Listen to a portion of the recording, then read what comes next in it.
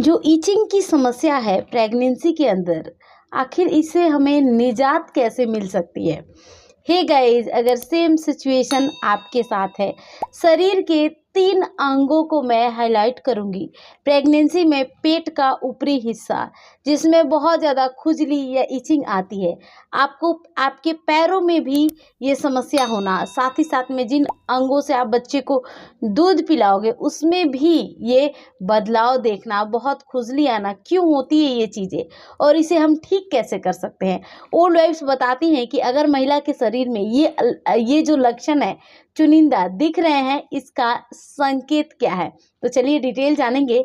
साथ में मैं अपनी प्रेगनेंसी के दौरान जो भी एक्सपीरियंस की हूँ उन चीज़ों को भी यहाँ पे शेयर करूँगी और साथ ही साथ में कुछ न कुछ आज के आज आपको नई चीज़ यहाँ सीखने को मिलेगी, कुछ सीक्रेट रिवील होने वाला है। सो हे गाइस, लास्ट तक वीडियो को वॉच कीजिएगा। मैं आप सबके साथ श्वेता और आप देख रहे हैं प्राइम मॉम चैनल। पहली बार अगर आए इस चैनल पे सब्सक्राइब जरूर कर लीजिए, वीडियो को भी लाइक कर दीजिए गाइस।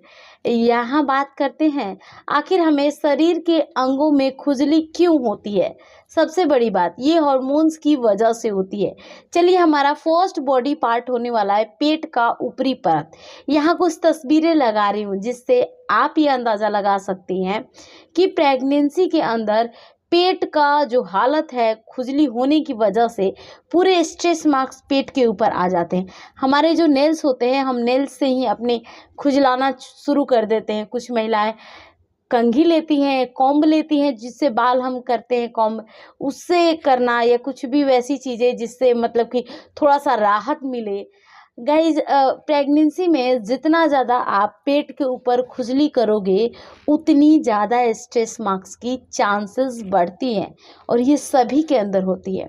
अब मैं अपनी बात बताऊं तो मेरे पेट के ऊपर बहुत कम स्ट्रेस मार्क्स आए और ये भी तब आए थे जब 36 वीक मेरी प्रेगनेंसी में चल रहा था।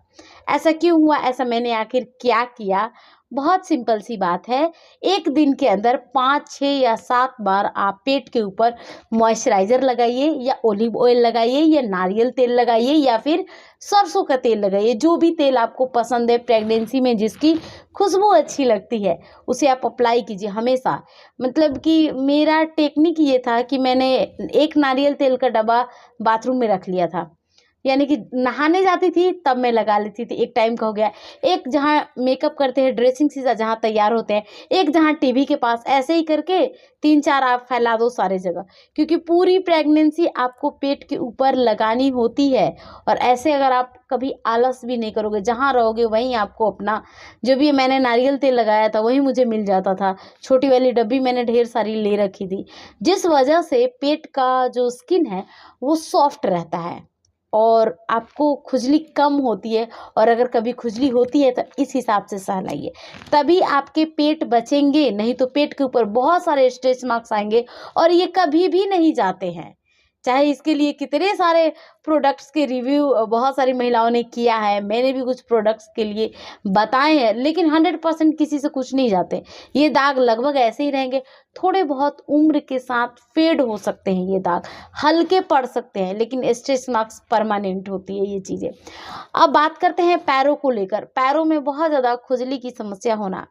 पैरों में तो स्ट्रेच मार्क्स की समस्या नहीं आती है, लेकिन खुजली करने की वजह से पैरों के स्किन ड्राई हो जाते हैं। उनमें आप इतना ज़्यादा मतलब कि मैं एक प्रेशर की बात करती हूँ।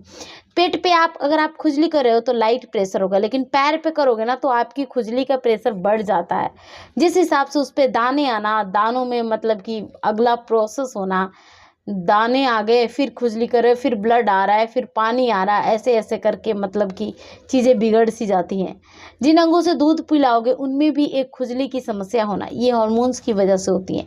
इनमें भी स्ट्रेस मार्क्स आते हैं प्रेगनेंसी में और ये नेचुरल है, ये खुजलाने से नहीं आते हैं। हालांकि आप खुजली करते हो वो अलग बात है, ये आते हैं ऑटोमेटिक, क्योंकि मिल्क डक बनने की प्रक्रिया के अंदर ये चीज़ें देखी जाती है कि इन अंगों के साइज़ में चेंजेस आना, वज़न बढ़ोतरी होना, सेंसिटिव होना, कलर में चेंजेस आना, ये चुनिंदा कुछ कारण होते हैं जो हमें मतलब कि एडजस्ट करनी होती है। गाइस, आई थिंक मैंने सारे पॉइंट्स के ऊपर बातें कर ली है। कुछ पूछना है नीचे आप मुझे कमेंट कर सकती हैं। अपना एक्सपीरियंस ज़रूर शेयर कीजिए कि आपके साथ क्या क्या हो रहा है। कौन से अंगों में खुजली की समस्या है?